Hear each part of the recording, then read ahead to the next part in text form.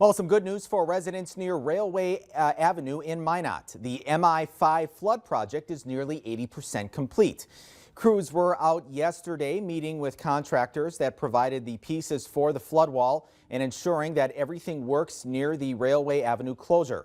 The flood project began at 3rd Street. It involved moving Railway Avenue a road width north, placing a flood wall where the road used to be, and then moving all utilities north.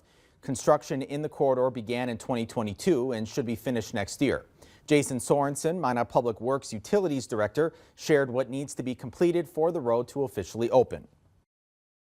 We would certainly like the lights, the street lights up and operating before we send traffic down there. That's a kind of a dark area of town.